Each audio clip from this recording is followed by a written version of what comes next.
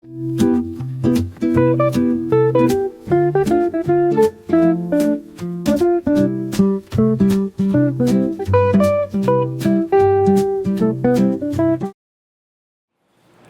name is Rich Schmidt. We're here with Lydia DeRoss. It's August 11, 2025, and we're at Beyond the Vine in Redmond. Lydia, thank you so much for joining us today.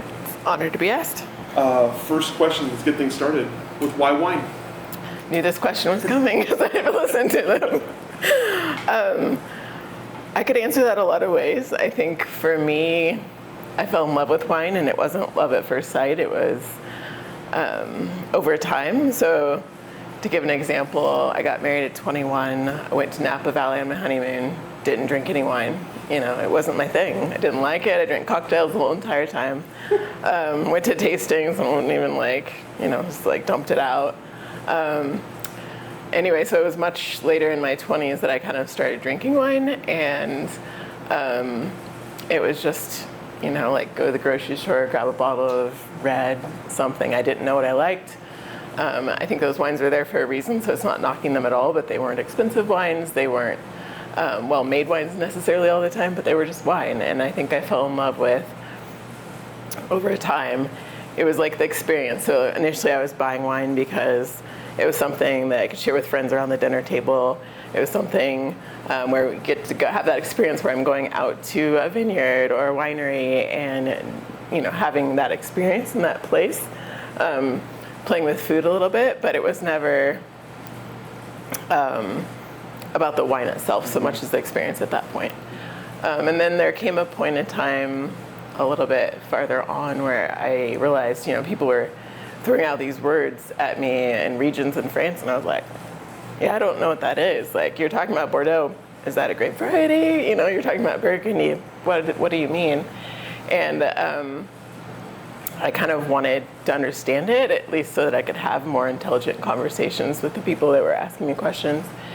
So I signed up for my first WSET class, which was level 2, and that was 4.5 years ago now, or almost a little bit more than that, through Linfield actually.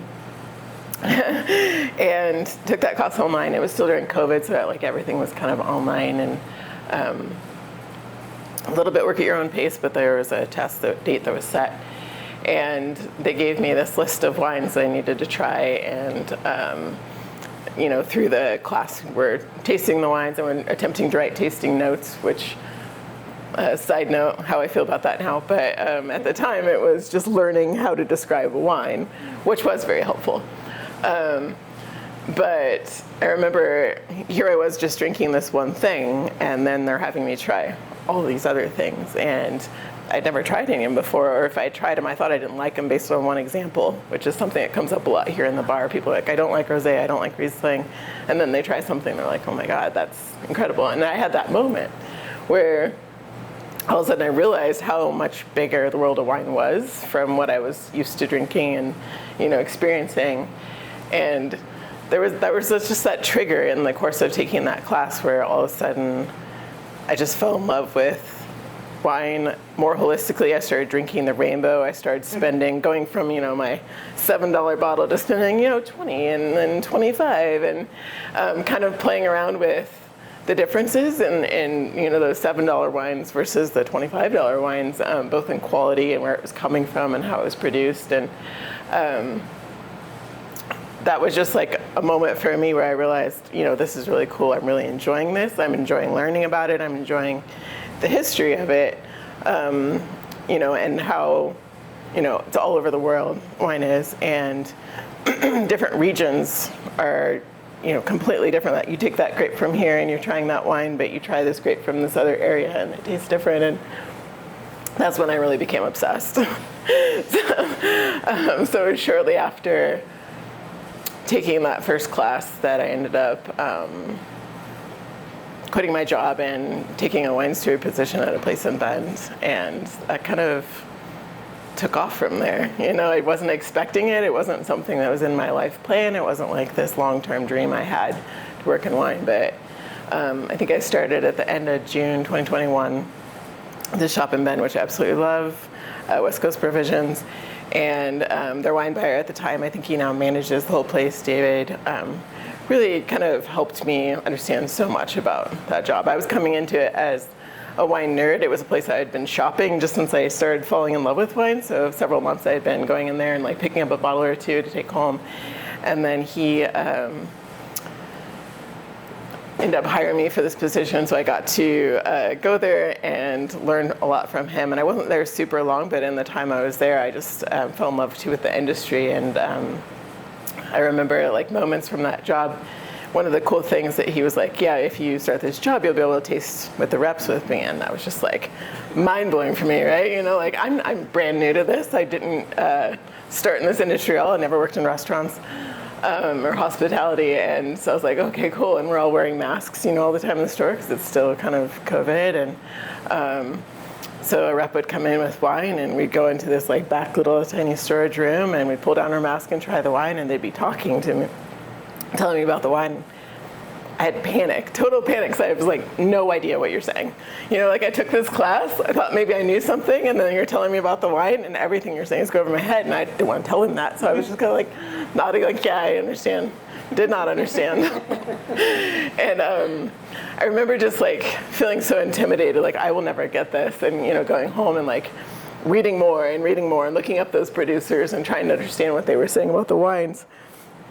But I think that moment comes back to me now in this bar all the time because, you know, it's 4 years later and I do understand what they're saying. But I think about the people that come in here that don't understand what they'd be saying, kind of like I did in that moment.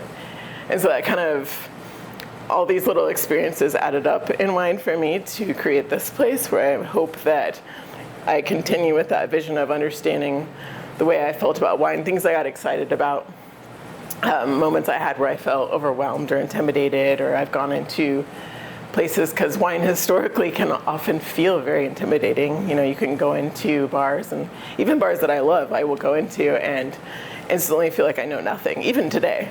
You know, like even after having more classes in education, I walk in, I'm like, I don't know, you know? And so I think when I started Beyond the Vine, I know I'm jumping around a lot, but when I started Beyond the Vine and chose to get into the wine industry, it was for those exciting moments I had that like wine really opened up this world to me, and getting beyond just, you know, buying a bottle off the grocery store shelf, but getting to show people why it's so exciting, and that, yes, you came in here and you only drink Pinot Noir, but you know, there are things like Pinot Noir, or there are things like that you should be trying and drinking that you will be excited about too. But to also doing it in a way where they're not intimidated. So I think my vision for this place and choosing to go into wine was to be able to get people excited the way I got excited when I got into wine, and make it feel very approachable for them, and make it feel very accessible for people who don't always feel like they're welcome in those spaces that are really fancy or higher end. But to just be like, hey, you don't have to know anything, and you don't have to ask me questions. You know, we don't have to have all these conversations and go deep into wine, but I can like share those things with you if you want, and make it a place where you feel safe to ask those questions, or you feel safe to try a new wine, and then you come back and you're like, I didn't know I liked white wine, and now I'm drinking white wine, and now I'm buying bubbles, and now I'm, you know, like that happens a lot here where I just love that. So I think that's kind of why wine, if that makes sense. Amazing. I have many questions about that. Okay. We'll come back to that in a minute. Sure. Let's talk about life before wine a little bit. Tell us about where you were born and raised, and kind of life into adulthood. Okay. I was born in Bend. I was raised in Tumalo on a little farm. So I grew up, you know, in 4-H and raising pigs and riding horses, and, you know, we had cows and dogs and chickens and all the things. So kind of grew up just doing that, and my mom always has had, and she still does, a big garden, and so I was growing things, and I don't know, I was homeschooled starting in 7th grade through high school. I was homeschooled, so the community of people out in Tumalo, there was actually kind of a large group of homeschool community, so a lot of my friends kind of were just in a smaller space. Started going to community college when I was 16, just, you know, taking a class here and there to get outside of the home and be away, and started working when I was 16 too. You know, I just wanted to be able to save to have different things. My dad owned his own business, and so my entire family was home a lot of the time because my brothers and sisters were also homeschooled at that point. My mom was there, and my dad had a home office and owned his own business. So it was good. You know, like I wouldn't necessarily want to do things the same way, but it was good, if that makes sense. And then eventually, you know, I moved to Corvallis for a year just to kind of get away. And when I was 18, met my husband there, and he ended up moving here after he graduated from Corvallis, and we got married when I was 21 and he was 22, and yeah, I don't know. At that point, what did you think you were going to do with your career, with your life? So I worked in an office pretty much from the time I turned 16, and a variety of different like admin jobs. Eventually getting into more like accounting, receivable, account payable, did some office management, and you know, I, in a really weird way, as a little girl, I just wanted to work in an office. So it's funny that I ended up doing that right away, you know, because I don't know why that just fascinated me. I think my grandfather and, you know, my dad, they both had businesses, and I would love to go in there and play with their office supplies and pretend like I knew what I was doing with the typewriter and all the things. And I've always had a strange fascination with the fall when all the school supplies come out and there's like the pens and the paper and all the things, you know, like I'm into that, which is weird, I know, but I still feel that way when it's like fall. I'm like, ooh, you know, new highlighters, and it probably explains my study style over there, you know, with all of the notes. Anyway, so I think, you know, I didn't know exactly what I wanted to do, and I didn't for a really long time. When I got married young, I also ended up having kids young. And so my oldest is now 17. And it kind of transitioned my career life into motherhood pretty young.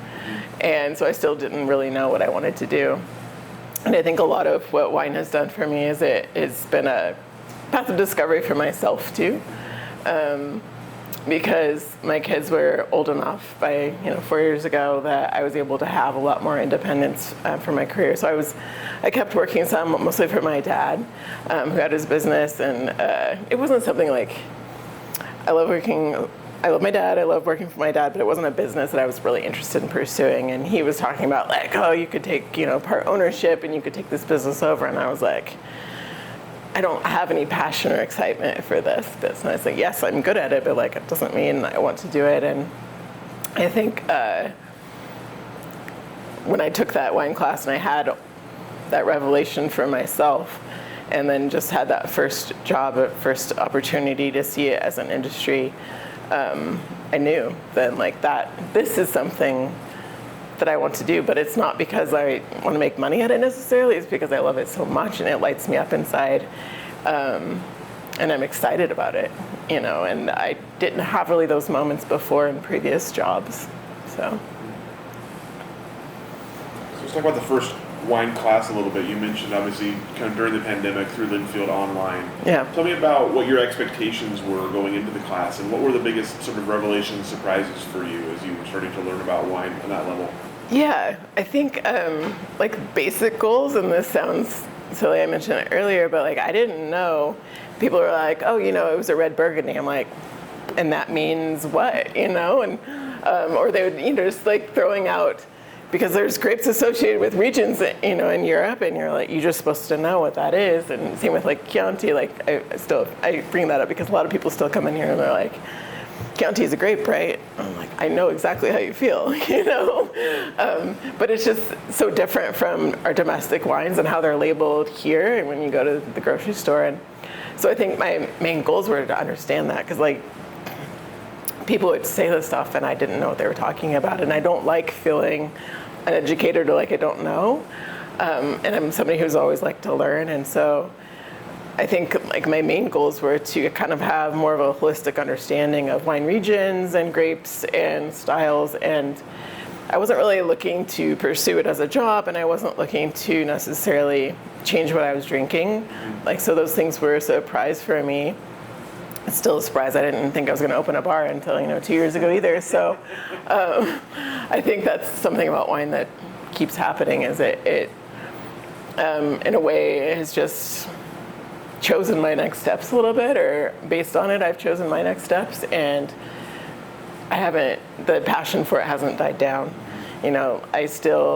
I took 2 days away last week by myself, and I chose to study, and enjoyed it so much, and it was so refreshing to just have that time where I could focus on my wine studies. And how boring is that? I've come back to the bar and they're like, "What did you do in your time off?" And I was like, "I studied wine." And are you serious? It's so strange, but I haven't lost the passion for it. And I told them I didn't open a bar and then decide to take a class about wine.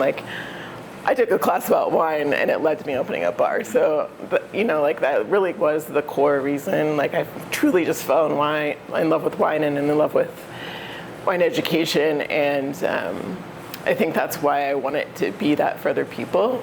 When they come in here, I want to gently nudge them in a direction that maybe they're not comfortable with, just because that's what happened with me. And that's often why I change my menu every week here, but when I do that, purposely I'm trying to put some weird things on there they've never heard of, and introduce people to the things that they wouldn't typically be drinking if they went out somewhere else or to a restaurant. They're not looking at the menu going, "Oh yeah, the Girosol, and that's what I want." They're like, "What is that?" But then it leads to that conversation where I can have that with people and be like, "Hey, let's talk about what this grape is and what characteristics it has." And my other favorite question on the bar is, they'll be like, "Well, I don't know what any of this is." And I'm like, what do you normally like? Tell me what you like about wine. And we'll draw some parallels, and you'll end up drinking something different. And I think 9 times out of 10 people come back because of that experience, because they're interested in it. Same experience I had. They're interested. They got introduced to something new, and they wanted to know more, and they wanted to kind of go beyond what they were used to drinking.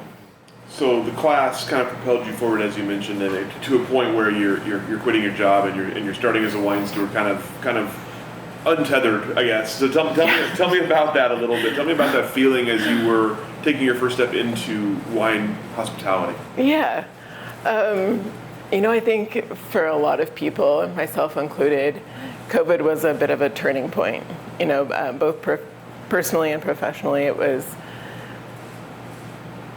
I don't know what the right word is, a catalyst, but it really just kind of took everything I knew and shook it up a little bit.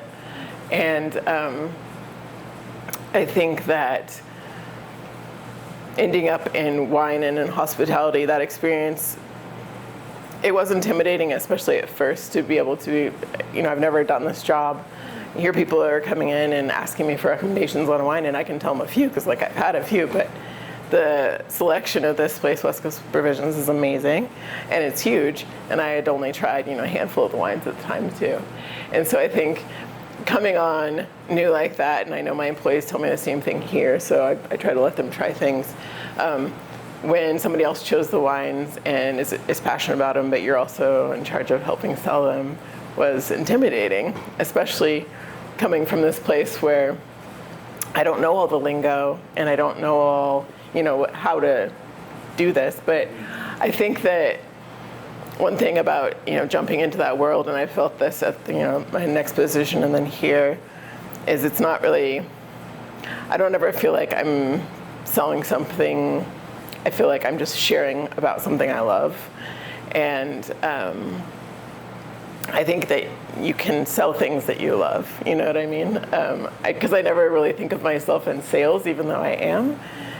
But I think that something I try to stay true to here is I'm not going to sell you a wine I think is faulty or that I don't have a reason to love, and it doesn't necessarily mean that every wine on the shelf is a wine I'm going to choose first to drink myself that night, but there's a reason they're there, And I think that my palate has obviously evolved too from, that first class that I've taken, but I've tried thousands and thousands of wines since then, both with my next job and then just now, and going to different shows and things like that, and getting to experience more and more of the wine world. I've learned what I enjoy,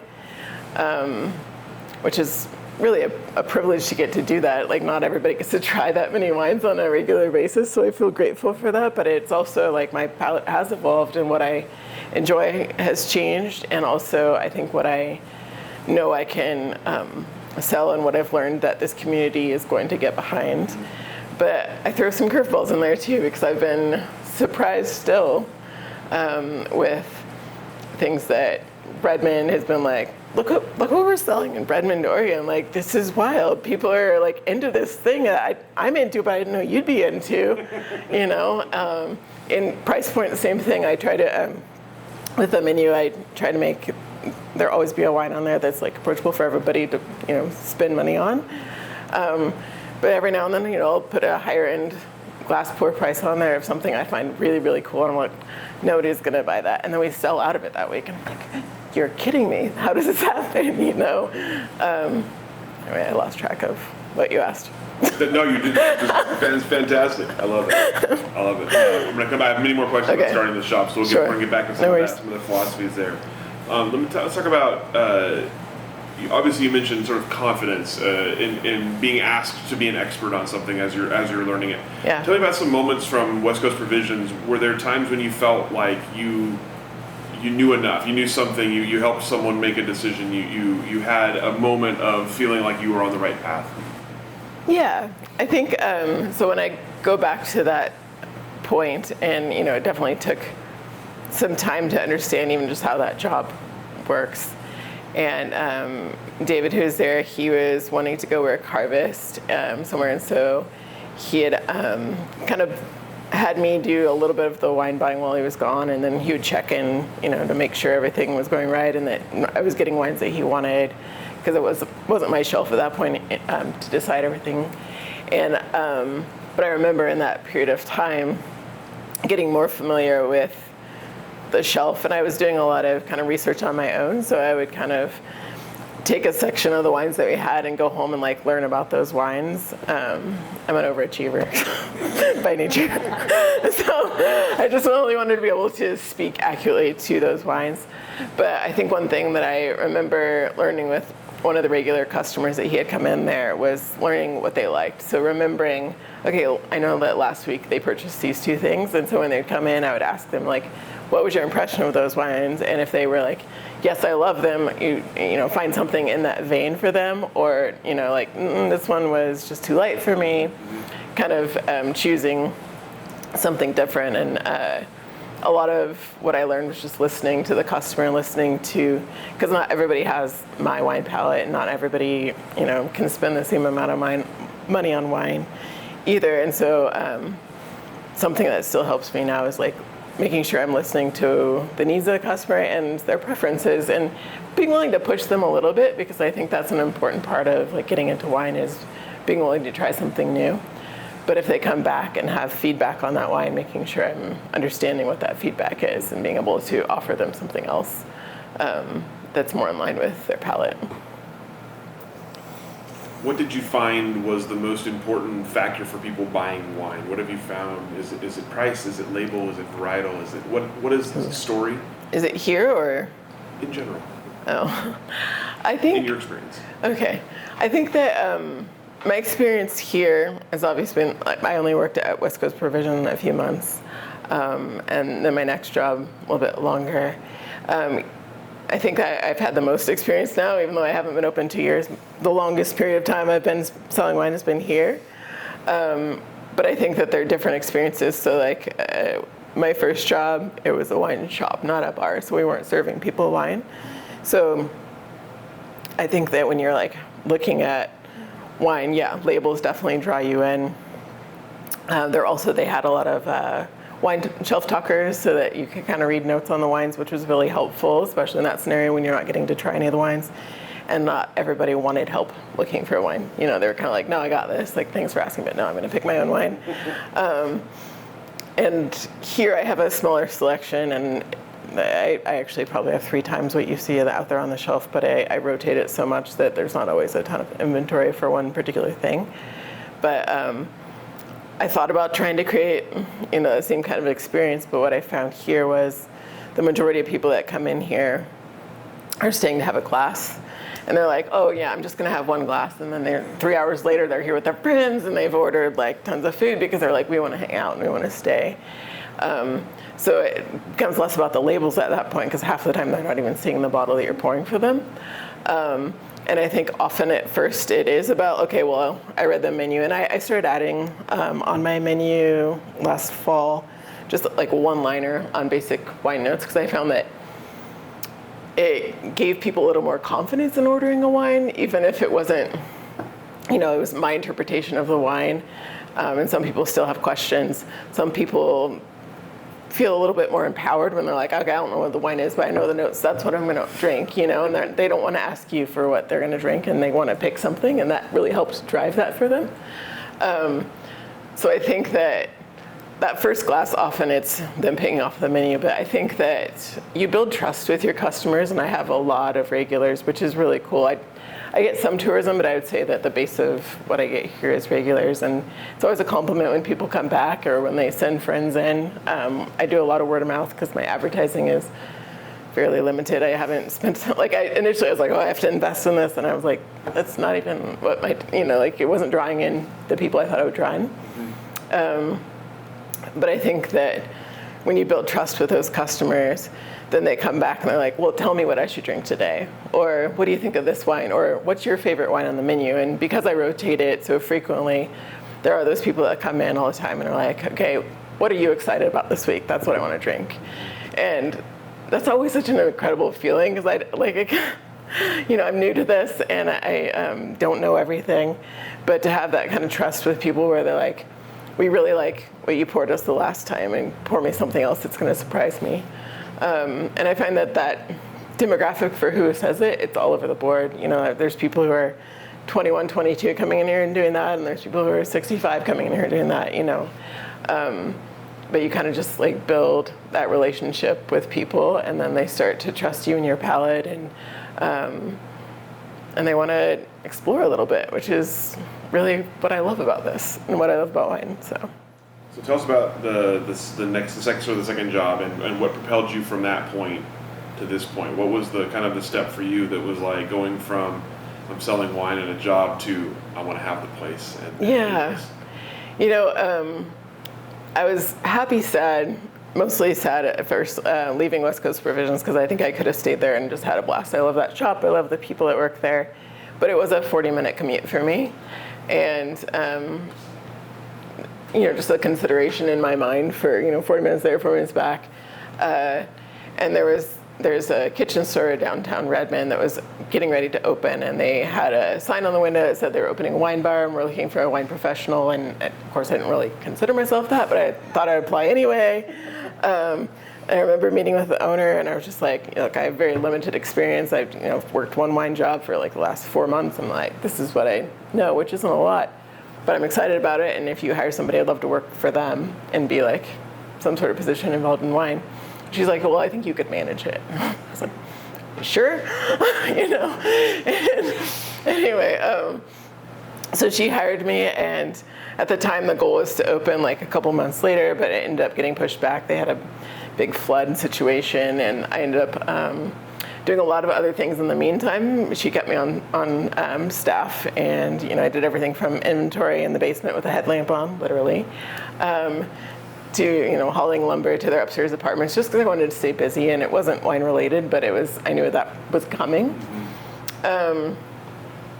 And so when the store finally was able to open, I was able to kind of set up their wine shelf, which was for retail, and then run the wine bar, which was, it was kind of just like, here, do what you want with this. And I was like, I know that I didn't do it perfectly because I didn't know what I was doing either. But it was really fun to see how the community responded anyway.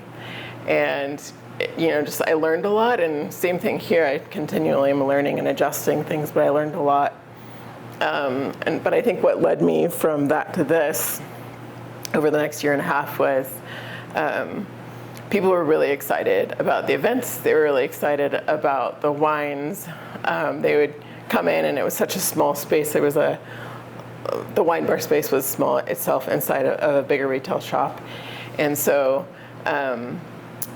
there sometimes, like on busy Friday nights or events, there weren't enough seats for people. We could see like 17, 18. And it was also limited by hours because the store itself would close at 7. So a lot of times you'd miss like that group of people who wants to go in for after dinner glass or didn't make it before dinner or something like that. And it wasn't totally in my head about doing something myself, but kind of somebody had mentioned something, and I was like, oh, I'll just go look at this space. And the first space I looked at was definitely not ideal. You know, it was downtown, but it wasn't going to be a space that was going to work for me financially, or just it would have cost a lot in renovations. So I kind of like just put that idea to bed. I was like, well, you know, it's fine. I'll just keep doing what I'm doing. And then this particular space came up for rent, and it used to be a English-style pub for 11 years. And I can show you pictures. But it was, they kind of left all of their stuff here and just were moving on to a different job. I think they were, you know, after COVID was hard on so many restaurants that I think, you know, they were just ready to kind of wipe their hands clean and move on. And so when I first saw this space, like it still had, you know, pub handles all over the wall. It was brown. It was pretty greasy. It was, you know, when I say pretty greasy, it was very, very greasy. And it smelled like a pub, and there was like, you know, the old oil sitting in the fryer in the kitchen, and everything was brown, just brown, like paint brown, but also just brown and dark. And I was like, but it's the right size space, and it's a great location. And I was terrified, but I put in a letter of intent on the place, and I think she got 5 that same day. And then ended up picking mine because the owner of the building, she used to run a wine bar out of here as well, like years ago. And I've never met her in person. She lives in Arizona. But got a signed letter of intent, and then I had the building inspected. And I think, you know, all of this was new to me. Like, I think that the thing I had going for me was working in admin and working for my dad's business. I was a good problem solver, you know, because that's what you need to be. And I'm also kind of a bulldog with going after what I want. You know, like if I know I can, if I have a goal in mind and I'm going to get there, I will get there. So I had the building inspected, and I had the county come out and look at the building, and the building inspection came back with like 76 pages of things that were wrong with the building. And the county came back and they're like, this isn't to code, you know, like the plumbing needs redone, grease interceptor is bad, et cetera. And at that point, because I had him come out after the first building inspection, like I'd found carpet in the back, but you thought it was black rubber mat because it was so hard. Like walking on it felt like black rubber mat, and I was like, I didn't know restaurants were allowed to have carpet. And he's like, that's not carpet. And I was like, oh, it's carpet. Let me show you the corner. So anyway, long story short, like it was I signed the lease after putting in there some things that were safety issues that she agreed to fix and things that were to code that she agreed to fix, and then we signed the lease in July. And I think everything that could possibly go wrong from July to November felt like it happened. I cried on the floor a lot here, so I like to tell people that that's how I like clean this place so well, is I scrubbed it with my tears. It was a lot of cleaning. Thankfully, I had an army of friends who were willing to come help out, and they took shifts and be like, I will pour you free wine and food if you will come help me, because this is so overwhelming. And so I had a lot of help from family and friends to clean it, but overall I was the person that was here 7 days a week trying to like get things done, and there were contractors in and out, and issues with a lot of things, including like a water main break and a furnace leaking gas, and replumbing and like holes in the wall because they had to replumb everything, new grease interceptor, ripping out the carpet in the back, finding mold in the back hallway. Like it was thing after thing after thing, but I knew if I didn't get open before the holidays, then I probably wouldn't make it, because opening in January was going to be really tough. So kind of by the skin of my teeth, got open mid-November. And 2023, yeah. And I think the other thing that really works out in my favor and I'm really grateful for was a lot of the regulars that I'd met at my last position, when they heard I was opening wine bar, they wanted to come support me because they'd really enjoyed that experience, and so they followed me over here. And we were slammed through November and December. It was so overwhelming. I felt like I was drowning all the time because I've never owned a business. I've never really worked in hospitality before these jobs. And I was coming in during the holiday season, brand new everything, and new staff. I'd never been a boss before. I'd never had employees, and I didn't even know how to train or put all of that together. So it was just, everything was crazy, and it took a long time for that to calm down to where I'm now I'm only my head's still above water. I'm still in the water pretty deep, but my head's above it a little bit. At the time, it didn't feel like my head was above water. So, yeah. Wow. Yeah, it was a lot of wow. There's still a lot of trauma built into that experience. When I think back about those days, I'm like, how did I keep going? Because there were days that I was just this was dumb. Why did I choose to sign this lease? But here we are, So. Amazing. So tell me about, you mentioned earlier the vision was helping people be excited about wine, helping wine be approachable for people. Mm-hmm. Tell me about, as you were visualizing what this would be, what were the kind of the key components you wanted to make sure were here, and what did you want the kind of the ethos of the place, the vibes of the place to be? Yeah, I think that. So I've never been into design. God, it took me 10 years to decorate my own house, and still not that, complete. It's just one of those things. But I knew that for this place, I knew what I didn't like, and I just started looking at what I did like about places I had visited. And I think overall, I think warmth is a big thing for me, both warm light and just a space that I knew I would be comfortable going into. So a lot of it, I tell people this because it doesn't make any sense that I opened a business. A lot of it was just intuition, and it still is. It's how would I feel, or basing it on experiences I've had, or I really liked this feeling in this space, and why was that? And trying to imitate things that I liked about other spaces I'd visited or seen. And I think beyond that too, just with wine and making things approachable, creating opportunities for people who wanted to learn more to feel like they were in a safe space to do that. So I do both larger group educational classes, but my favorite event that I do on a recurring basis, I started 2 months after I opened, and I call it a wine tasting group with Lydia. Wow, it's really great. But I rotate the subject every month, and whether we're focusing on a region or a grape or a style of wine, I cap it at 10 people, and we all sit around a table together, and we open a bunch of different wines, and we kind of I talk through, what the focus is, whether it's the region or the grape variety, and where those wines are from, and why they're special, and why I picked them. But those first few months, it was 2 or 3 people, and one of my reps, if I was lucky enough to have somebody come support me, and it wasn't until a few months later that it started catching on, and I think since last May, every session is sold out, and to the point where I was offering 2 a month on the same subject, but now I just haven't had time to do that the last few. But they've been, it's really built a lot of community in this space, because a lot of the same people, they had an experience there, or they brought a friend to it, and then they either come back, whether it's to a group, or they come back to visit the bar. And I think, I haven't said a lot of this about community, but I wanted this to feel like a space where you could make a friend, or you could, whether it was with me or somebody that you met there. And I think that happens so much here, and it always just makes me really happy. Community, I fell in love with the Redmond community through opening this space.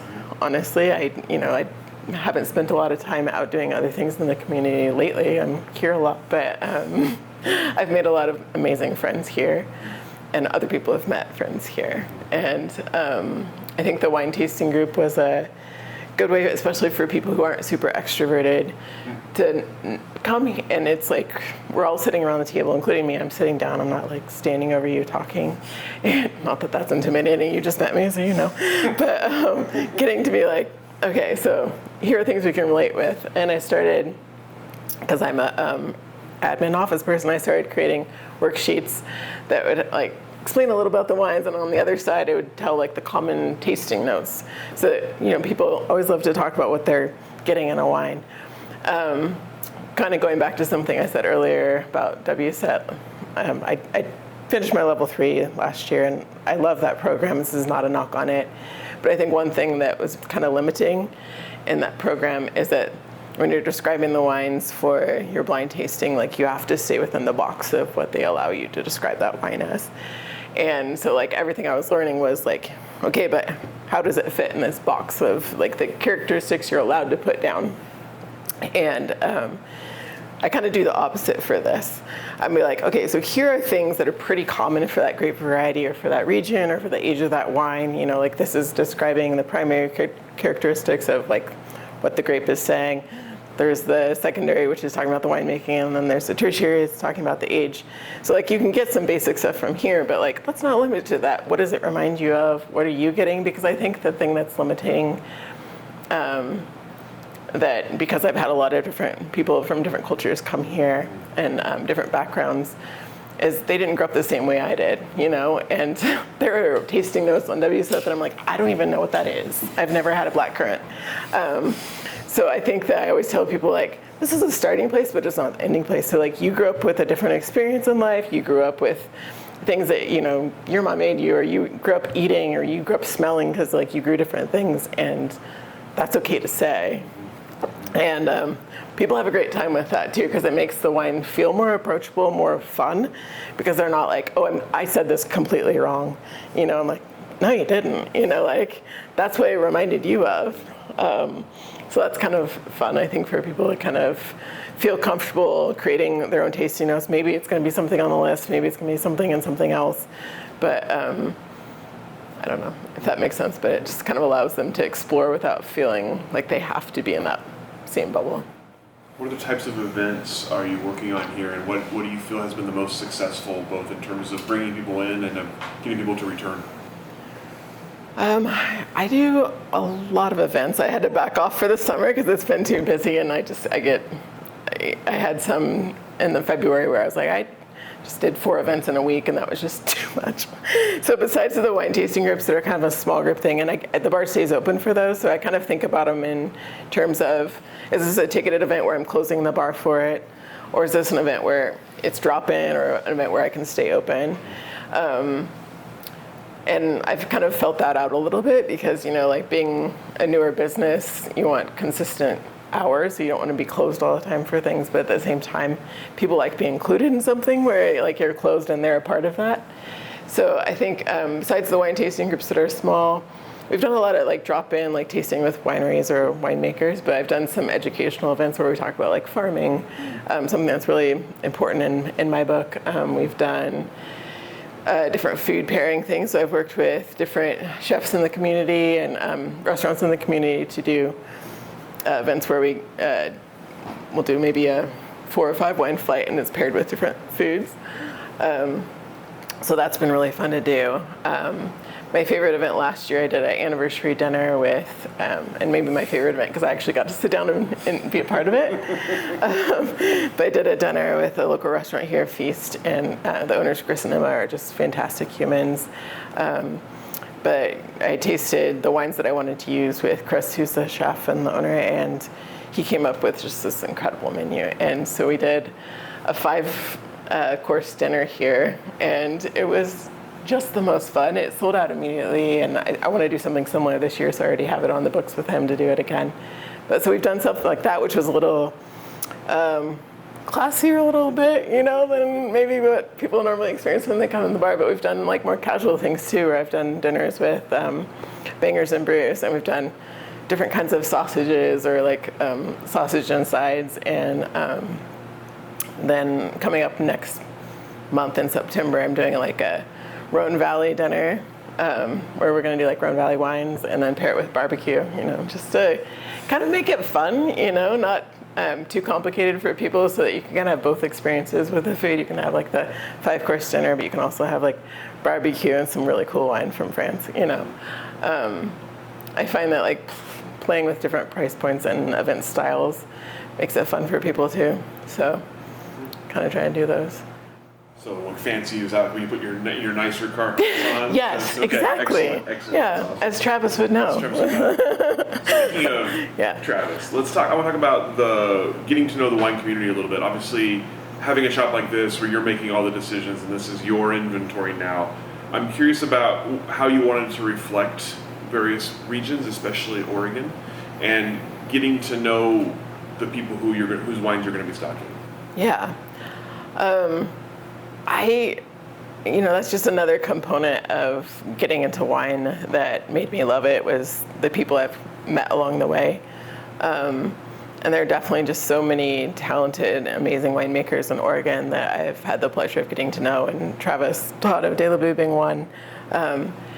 But I think that some of those people I got to meet at my former position in Rome, and then now that I opened my own space, like we've stayed in touch, and they've come to pour here multiple times, and that's been really fun to kind of keep that relationship going. As far as like what I carry on a regular basis here, I love to be able to support, Oregon and Washington and California, and there are definitely, I have my favorites, of course, and things that I'm really compelled to love because of how they're made and how they're farmed and who the people are. And so those are definitely things that I take into consideration when I pick up a wine. I do carry a lot of European varieties as well. One of the things that I think in my own way and in my head, it kind of supports domestic wine too, is I'm able to, pour this wine by the glass for this price that comes from Europe. And then it allows me to also pour this other wine from Oregon at a lower price point than I would need to charge if I was just pouring Oregon wine, if that makes sense. And so it kind of balances the list out so that I can, maybe I'm making less money on that wine from Oregon, but I'm able to show it to more people too, and so we end up helping people fall in love with those wines at a price point that they feel comfortable with paying for. And I think that something that has happened a lot here is kind of going back to something you had asked earlier. While people come in here and are usually drinking by the glass, I think as they get to know a wine or they get to know me and they get to know the place, they are more frequently taking bottles home. Or they'll maybe come in on a Friday or Saturday, or they'll send their husband or wife in on a Friday or Saturday and are like, hey, ask Lydia to find something like this, or do you have this wine? And they'll bring in a photo. And because I rotate the list so much, they know they'll find something new too. But sometimes they have an old favorite that they're like, do you happen to have this? And I'm like, yeah, I have 3 in the back, and they'll just take those home. But I think that building those relationships with people brings them back whether they can stay for a glass or not. More frequently, people who came here for a glass come back and will buy bottles. And so even if it's not something that's on my buy the glass list that week, they take bottles home. And I think as far as the community goes in Oregon and having, so many of those wonderful winemakers come here, they will remember trying them. And they'll remember like, oh, okay, I recognize that label from when they're here. I remember that experience I had with those people. And they'll come in and continue to support those wines. I know it's different than, this place is different than a restaurant, and that I'm not necessarily keeping the same wine on there for months at a time. And so I know that can have its positives or negatives, but I'm also, because I'm not a restaurant and my food menu is limited, what I really focus on is the wine. And I hope that my food menu is good enough that it keeps you here to have a glass or two, or be able to enjoy more time instead of just drinking alcohol without snacks. But I think it also just, I want wine to be the star here. I want to be able to showcase the wines well and the community well. And so I haven't made a really robust food menu on purpose in a sense. I've rotated some things here and there, and people enjoy it regardless, but wine's the star and wine's the reason I open. So I think there's only so many things I can focus on, and that's not the highest priority, the food or the wine right is. So tell me about building your list. What was absolutely imperative to have on your wine list, and what did you want to make sure as you rotate it? What do you want to make sure is always there? What does it reflect? That is a big question, which I have a lot of answers to in my head. I will tell you that when I was getting ready to open, I said, I want to sell the most sparkling in Central Oregon. And that was a big ask because there are a lot of sparkling lovers in Central Oregon. But even if I just focus on Redmond, sparkling is something that I really enjoy personally. But I didn't used to, and it's been kind of like a journey where I kind of fell in love with that as well. And obviously there's so many different styles. But it's been really cool to see how people have responded, just to that style of wine, to the point where now I not only have a wine club that's mixed, where there's always one sparkling, I have an all sparkling club and people are signing up for that too. So we go through a lot of sparkling here. I always have 3 options by the glass, generally a champagne being one of them as well. And just being able to introduce people to that has been really fun. I've done several classes where we talk about sparkling wines and how they're made and different styles, from pet nats to champagne. And that's been cool to see, and to the point where I started saving all the Musillets, and I have a ton from back there from this year, just to be like a measurement, a visual for how much we've been going through. We go through a lot, which is really fun. I'm really big into Italian wines as well, and so we always have something on the menu that reflects that. More recently, with studying French wines, I've been getting more into Burgundy, and the most recently Alsace. So I'm just getting into some Alsatian varieties that have been really fun, and I'm excited to put out soon. I'll probably do a class on that too, just because as I continue my education and get really excited about things, it's fun to be able to share that knowledge, and it also kind of cements it in my brain when I actually get to, you read about it, you learn about it, and then you teach it, and it kind of just really settles. So that's something I do a lot when I'm using my continuing education. So I know I go all over the place, and I always have some Oregon wine representation on there too. I don't always, I think I mentioned this before, I don't always put Pinot Noir, Chardonnay on the by the glass list, just to kind of force people outside of their comfort zone. And then when they're coming in here, they're pouring up something comparable. And we had La Cola out recently, and I was pouring their Semillon by the glass, and a lot of Chardonnay drinkers were really drawn to that one because of its texture and weight. And so it's just kind of fun because they're like, I've never had this variety. I was like, well, you might have in Bordeaux, a blend, but yeah, you probably never had this variety 100%. So it's fun stuff like that, keeping it fresh. So tell me about, as you sort of come up on your 2-year anniversary coming up, you have plans for the future. Tell me about what hasn't been done here that you want to do, or what's important for you to, as the business grows, that you want to make sure you add to the program. Yeah, I think I'm constantly coming up with a lot of ideas, and I don't always get to implement because there's only so much time in a day, and I'm only one person, and I spend a lot of my time here. I think that I'm slowly implementing a few ideas. One being, because the wine shelf that I have here, it obviously has price points all over the place. And some of those higher end wines move a little more slowly because people come in there like, I have zero idea what that weird thing is up there. And for $75 to $100, I'm not sure I'm willing to risk it unless it's more of a hand sell. But I've been I'm so excited about this wine, and it's been on the shelf for a few months, and nobody knows what it is, that I started doing a Friday flight with Lydia once a month where I'm pulling 3 higher end wines off the shelf. And I'll open one of each bottle, so I'll sell 12 flights. And I was like, people might like this idea or they might hate it, right? Because I have to charge a little more for these flights, but I get to get really nerdy and talk about the wines and be with you present and pour them one at a time for you and have these conversations about why I'm so excited about it. And I was shocked because I've done it 3 times, and every time it's sold out in an hour. And people are buying some of those bottles off the shelf. So it's just been an interesting way for people to, whether or not they're going to take a bottle home, they got to have an experience with a new wine region or a new grape style or a new producer or a higher end wine that they never would have bought a glass of or brought a bottle home, but they got to try that wine and learn what it was about. So that's something new I just started doing, and it's been really fun. And I don't know that I have a huge plan for what the future looks like.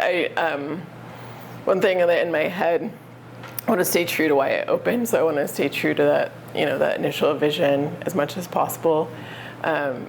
Being open to like obviously trying new things and new ways to showcase that. But I had to have like a little heart-to-heart with myself recently because I'm a competitive person by nature too, and I'm just like, well, what am I doing wrong here? Because I'll see really busy tap houses, for example, and it's like not even the same category, but I'm just like, they just open and they're doing so well, and I love that for them, but like I work so hard to get people in here to love wine, and they just love beer automatically, and so I'm like, what am I doing wrong? And I just kind of have to remind myself, like, stay in my lane, and you are doing well. Like, people are really loving this, and I need to like remember that. And I want to keep being able to be passionate about what I'm doing, which means I'm continuing my education and I'm taking a little downtime here and there so that I'm not burnt out constantly. But I don't have plans to expand to a larger space because I kind of like the interactions I could have in a smaller space. I want to keep working with other local businesses and showcasing them as far as food goes. And that's been really fun to build those relationships, and it's led to better business for both of us because, we'll have those foods in here and then people are like, I had never tried their food before, and then they go visit the restaurant. So it's a good way to like partnership with the community. I'm really enjoying that too. So yeah, I don't know if that answered your question. You mentioned obviously continuing your education because you're an overachiever. Yes. So tell me about that. What are your kind of education goals for yourself as you look ahead? Yeah, I think that I'm somebody who, it's hard for me to slow down sometimes. Like I want to jump ahead to like, oh, like I'm so busy wearing 10 hats here that I'm like, make sure I'm getting through all these things. But I also want to be somebody who's doing it well. And sometimes you can't do both, if that makes sense. So for a while, I was like, I need to have all these credentials that prove I know something, which is silly. But in my head, the voice was like, no, you need to know something. But then I realized I just really enjoy the process of learning. I really enjoy knowing something really well. And so I think that my goals for myself are not to rush through to have any sort of credentials, because that doesn't really matter anyway. I'm not planning on applying to a Michelin star restaurant or anything like that after this. But just to be able to speak well to the wines and to the regions and what I'm learning is a good goal for me for why I want to keep learning. And when I'm able to sit down with people and just have honest conversations with like, hey, I just learned about this region and these wine styles, and you have to try this wine I got in because it's really exciting, and here's why I love it, and I get to have those conversations a lot, and then people are like, I never thought I'd take home an $85 bottle of Barbaresco, but here I am, and I didn't even know what that was, and now I have 3 of them, and it's just, the goal isn't for me the sale so much as it just the conversation and the experience, because like that's what I fell in love with too, and it surprises me how often now I'd be willing to spend a little bit more on a bottle I never thought I would spend money on, and I think that, like I said, it's not about driving the sales as it is about driving the passion and really moving wine forward as something that people are still wanting to drink and getting excited about. And, I've heard a lot of the talk about like wine sales being down all over. I've been in the business so little that I can't really speak to that because I haven't seen that personally, but I'm still building my base, so I don't know what it would look like, if I had been open longer. But I think the reward overall is seeing people enjoy it and taking a bottle home to share with their friends and family, because in the beginning that was what it was about for me, and it still is. And it's still what I enjoy doing with my friends and family, is being able to be like, I have something really cool to share, or we're gonna have this food and open this wine, or this is what I'm in the mood for now. And it changes depending on season and what we're eating, but yeah. You mentioned earlier that obviously we talked about kind of one of your big goals, approachability. So tell me about how do you foster that in a place like this? What are the biggest keys for you and your staff to make sure people feel like this is a place where they can learn and ask questions and have wine be an approachable thing? Yeah, I It just sounds like a silly answer. We don't take ourselves too seriously. I mean, I don't even think I know how to. I'm just somebody who by nature is a little bit sassy and cracking jokes, a little sarcastic, and I have a pretty small staff, so I have one main bartender who's here 4 days a week, and then I have some backup bartenders as well. And then my daughter works here for me too, a couple days a week.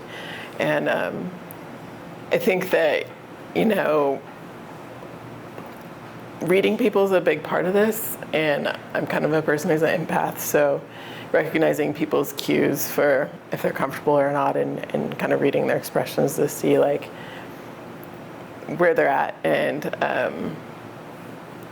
also just you get whoever comes in those doors. It doesn't matter what they look like or how they're dressed or what their goal for the night is. I want them to have a good experience here, and that's something that it's obviously easier to do on a night where we're not slammed, like a Friday night where I can't talk to every table like I would like to. But I think just being able to see people and like actually see them and tell them that you see them, by how you're communicating with them, goes a long way, for their good experience and for their decision to come back and to drink wine. And sometimes, you'll have a little conversation with somebody, and then, you'll come back and check on them later, and they might feel comfortable enough to ask a question, whether it's about the wine or something else.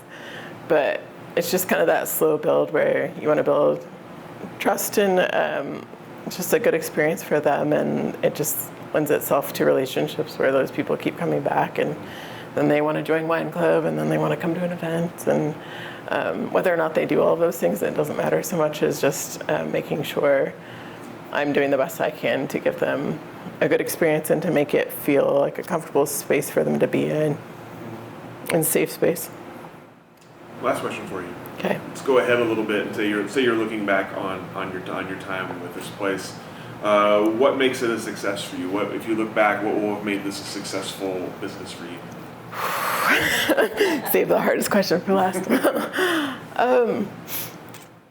I haven't looked ahead a lot yet, and I think mostly because the here and now has kept me so busy, and the experiences I've had have been so rewarding, and I didn't expect the response that I got so quickly. I knew that I had like some people coming over from the last spot that were gonna kind of help get me off the ground, but I think I didn't expect the community to be as supportive as they have been, and that it keeps growing, and I don't even know why. One of my employees, he has a button that says, I have no idea what I'm doing. And I want one of those because people ask me, and I'm like, I literally, it's just me filling it out half the time because I feel like I have no idea what I'm doing, and partly it's just running a business, and partly it's the wine, and just those situations you find yourself in. But I think overall, just I want to represent wine well. I want to represent the community well, and I want to give to my community well here, and to be able to be grateful for all the help I've received along the way, because I've had a lot of people who have come alongside me and supported me and given me so much encouragement on days when I wasn't sure if I could keep pulling this off or if I could pull it off at all. So I want to be a good representative of this community, and I want people to fall in love with wine, and I want to be able to support, the wineries who are doing things the right way and who are worthy of that representation too. But I also want it to be a safe space for the community to gather and to bring their family and friends and to have a good time, and not have it matter like where they're from or what they look like or anything like that. So. Fantastic. All the questions I have for you. Anything Yeah. I didn't ask that I should have? Anything we didn't talk about that you wanted to talk about today? I don't think so. I talked a lot more than I expected to talk, so. Everybody always does. That's my mean magic over here. Yeah, apparently. Thank you so much for taking the time to share with us. Thanks for sharing your space with us on this very, very, very hot day. Yes, it is. Thank you for sharing your air conditioning with us as well. Yeah, absolutely. I'll let you off the hook. Thank you so much.